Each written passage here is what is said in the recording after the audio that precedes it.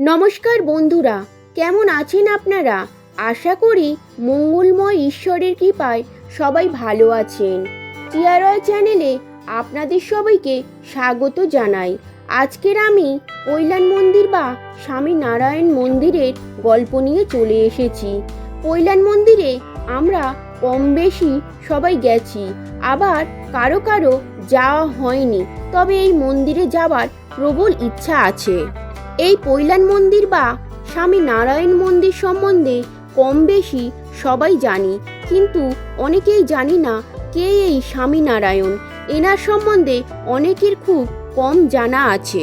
কিন্তু এই পৈলান মন্দিরের ভগবান স্বামীনারায়ণের যে মূর্তি আছে তার সম্বন্ধে আমরা সঠিক জানি না, তবে অনেকের ভিডিওতে পৈলান মন্দিরের যাবার বর্ণনা দিয়েছেন।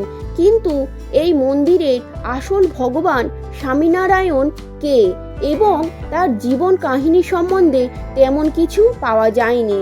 তবে আমার ভিডিওতে ভগবান স্বামীনারায়ণ কে এবং ওনার জীবন কাহিনীর কিছুটা বর্ণনা দেওয়ার চেষ্টা করেছি।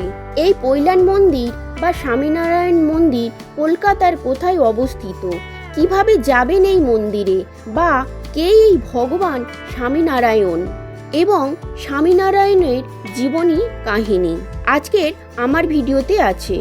আসুন তাহলে জেনে নিই এই স্বামীনারায়ণ কে। ভগবান স্বামীনারায়ণের জন্ম রামনবমীর দিন 1781 সালের 3রা এপ্রিল উত্তরপ্রদেশের অযোধ্যার পাশেই ছোপ্পিয়া নামে একটি গ্রামে। এনার পিতার নাম হরিপ্রসাদ পাণ্ডে আর মাতার নাম ভক্তি দেবী। স্বামীনারায়ণের মাতা পিতা এনার নাম দিয়েছিলেন ঘনশ্যাম পাণ্ডে। ঘনশ্যামের হাতে পদ্ম আর পায়ে বজ্রের মতো চিহ্ন দেখে জ্যোতিষীরা বলেছিলেন এই ছোট্ট ছেলেটি সামান্য সাধারণ নয়। এই ছেলেটি কোটি কোটি মানুষের জীবনকে সত্যের দিশা দেখিয়ে জীবনের পরিবর্তন করাবে। 5 বছর বয়সে ভগবান স্বামীনারায়ণের পড়াশোনা শুরু করেছিলেন, আর এই 8 বছর বয়সে ওনার জ্ঞান প্রাপ্ত হয় এবং জ্ঞান প্রাপ্ত হওয়ার পর এই ছোট্ট বয়সে অনেক শাস্ত্রবিদ্যা পাঠ করে ফেলেন।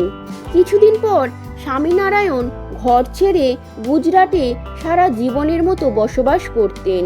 যখন এনার 11 বছর বয়স তখন এনার মাতা পিতা মারা যান এবং এই 11 বছর বয়সে ঘর বাড়ি ছেড়ে গোটা পৃথিবীকে ঘর বানানোর জন্য বেরিয়ে পড়েছিলেন। আর এই 11 বছর বয়সে 7 বছর ধরে ভারত পরিক্রমা করে নেন। এই জন্য এনাকে নীলকণ্ঠী নামে জানা যায়। ইনি একটি বই লেখেন, বইটির নাম শিক্ষাপত্রী। ভারতের সবথেকে বড় মন্দির হলো অক্ষরধাম, যেটা দিল্লিতে অবস্থিত। ওখানে স্বামীনারায়ণ সমর্পিত আছেন। এবার আসি আমাদের কলকাতাতেও একটি স্বামীনারায়ণের মন্দির বা পৈলান মন্দির নামে আছে, যেটা কলকাতা থেকে দূরত্ব মাত্র 25 কিলোমিটার, জোকারের কাছে অবস্থিত।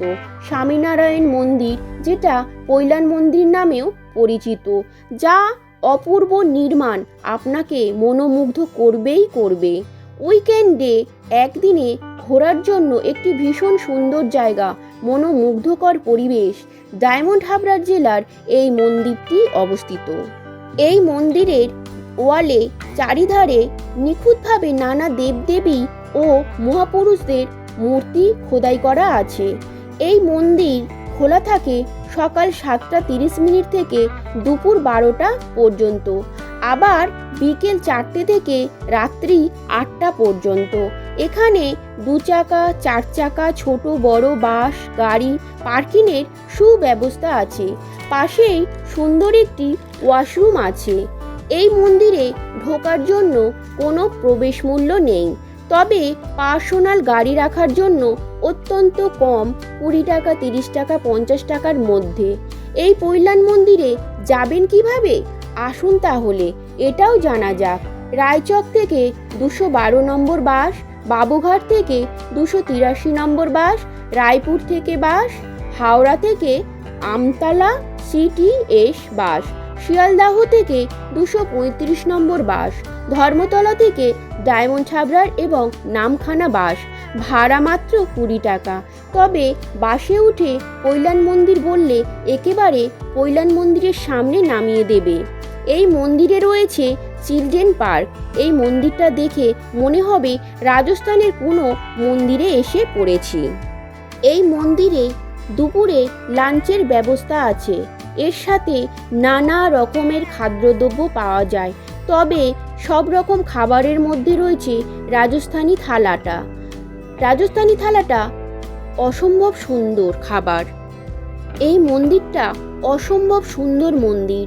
সন্ধ্যাকালে এই মন্দিরটা অভূতপূর্ব লাগে দেখতে। আমার ভিডিওটা ভালো লাগলে বেশি বেশি করে শেয়ার করে অন্যদের জানার সুযোগ করে দেবেন এবং নতুন নতুন ভিডিও পেতে একটি লাইক করে দেবেন। আর আমার ভিডিওটা কেমন লেগেছে কমেন্ট বক্সে অবশ্যই কমেন্ট করে জানাবেন এবং আমার চ্যানেলে যদি আপনি নতুন হয়ে থাকেন তাহলে একটি সাবস্ক্রাইব করে দেবেন এবং ভিডিওটার শেষ পর্যন্ত পাশে থাকার জন্য ধন্যবাদ।